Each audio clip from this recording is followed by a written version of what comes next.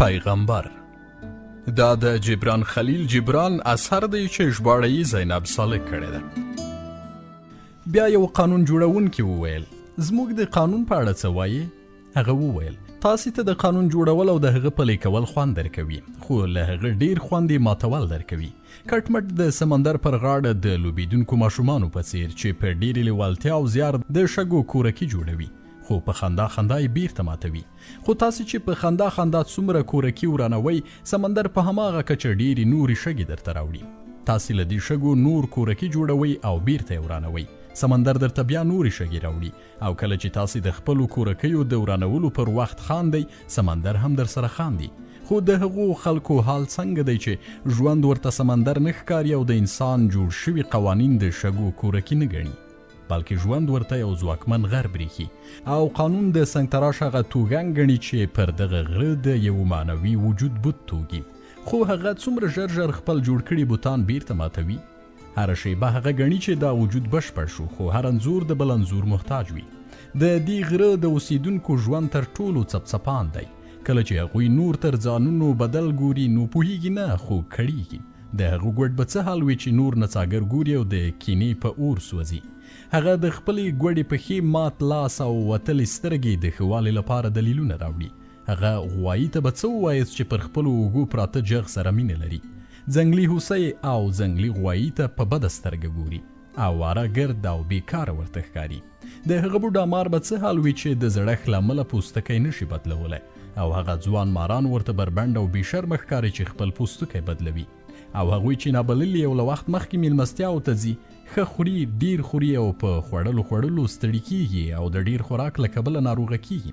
پاڅیږي او ځي نو وایي دا میلمستیاوې چټي چارې دي او کوربه قانون ماتونکی دی، ځکه چې په میلمستیاو کې خېټې درنیږي او هاضمې خرابیږي. زه به دې خلکو ته پرته له دې څه ووایم چې تاسې خود د فکر رڼا ته ولاړ یاست، خو مخ مو بل پلو او شام لمر ته ده.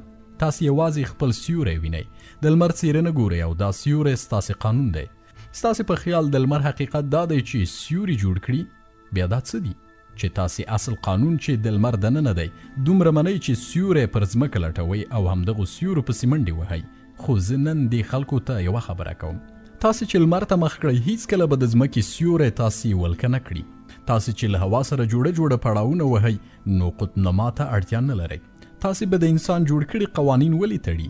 خو که تاسې له خپلو اوږو جغ وغورځوئ او د چا د زندان دروازې ته ورنشئ، تاسې ولې له قانونه ویریږئ؟ که تاسې آزاد شئ او نڅیږئ او د کوم انسان په جوړ شوي ځنځیر کې نښتې پاتې نشئ او د چا څه وس چې پر تاسې عرض وکړي؟ که تاسې د ریا جامې وغورځوئ خو د کوم لاروي په لاره کې یې وانه چوئ. ای د عرفې خلکو، تاسې پر نغاره ټوکر خوړلو سره د هغې غږ غلی کولی شئ، تاسې د سرندې د تارونو په سستولو سره د هغې موسیقي ختمولی شئ، خو تاسې ته مجال نشته چې آسماني مرغۍ ته حکم وکړئ چې سندرې مه وایه.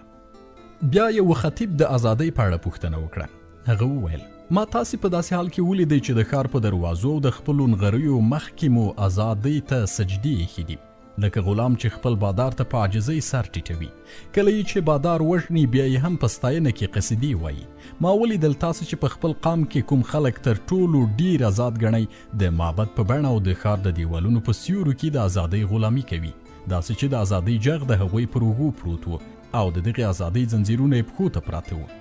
ما چې کله دا هر څه ولیدل نو د زړه له زخمه مې وینې په بهېدو شوې، ځکه چې تاسې هغه وخت آزاد بلل کیږئ چې د ازادۍ هیله هم د ځان لپاره بندیز او ځنځیر وګڼئ، او کله چې تاسې د ازادۍ هسې نوم یادول پرېږدئ چې ګنې هغه ستاسې منزل او د هیلو بشپړتیا ده. بېشکه هله به تاسې آزاد یاست چې ورځ مو له فکرونو او شپه مو له غمونو او اړتیاوو خوندي وي، خو ستاسې ازادي به هغه وخت پراخه شي چې فکرونه او غمونه مو له ژوند سره غاړه غړۍ وي، خو تاسې ترې خپله لمنه ټولوئ، بربنډ، له قید او بنده، بې پروا او پاک، او تاسې د شپې ورځې له بندیزونو ځانونه نشئ ژغورلی تر هغې چې هغه ځنځیرونه مات نه کړئ چې تاسې پرې له پیله د ژوند رڼه ورځ تړلې ده. په اصل کې څه ته چې تاسې ازادي وایاست له دغو ځنځیرونو تر ټولو کلک ځنځیر دی. کړۍ لمر ته پړه کیږي، ځلیږي او دغه ځلا ستاسې نظرونه تتوي او دا هغه څه دي چې په پرېښودو یې تاسې آزاد ګرځئ. هغه هم ستاسې د خپل وجود څو ټوټې دي. تاسو چې د کوم قانون په منسوخولو ازادي ترلاسه کول غواړئ که ناانصافه وي او تاسې ترې ځانونه ازادول غواړئ نو په یاد ولرئ چې دا قانون تاسې په خپله جوړ کړی دی او خپله مو پر خپلو ټنډو لیکلی دی. تاسې د قانون د کتابونو په سوځولو سره قانون له منځه نشئ وړی او نه د خپلو واکمنو د ټنډو په وینځلو سره هغه څه ورکولی شئ چې پرې لیکلي دي. ان که په اوو سمندرونو یې هم ووینځئ.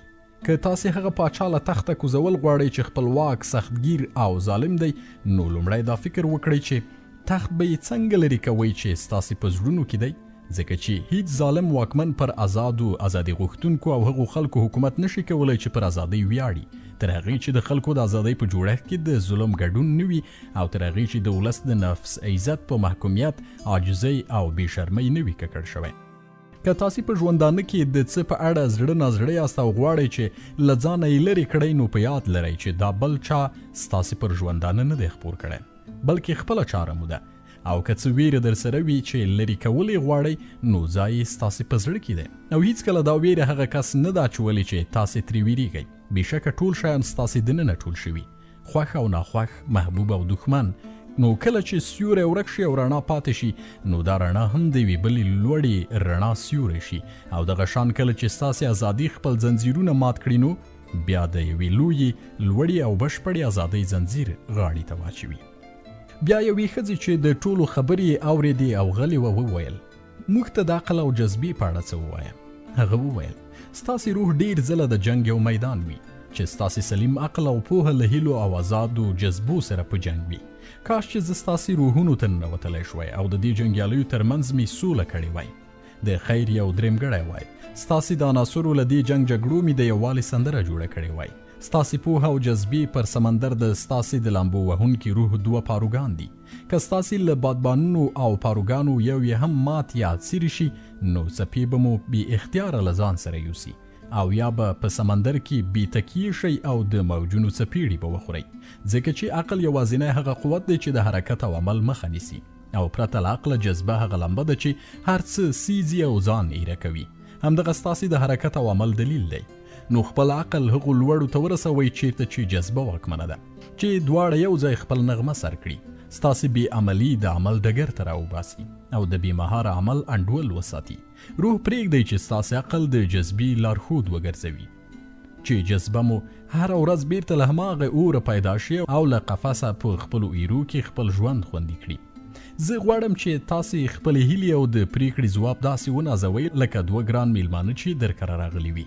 تاسې به کله هم د یو میلمه تر بله ډیر ونه نازوئ، ځکه هغه کوربه چې یو میلمه تر بله هغه ډیر نازوي نو د دواړو له مینې بې برخې کیږي. کله چې تاسې د غرونو په درو کې د ګورو ونو د څانګو تر سیوري لاندې کینئ او د خورو ورو کښتونو او شینکیو سکون او سوکالۍ کې خپله برخه وویشئ نو دغه وخت ستاسې زړه د طبیعت په غلي او آرامه غېږه کې ووایي مطلق عقل زموږ په عقل کې راحت مومي.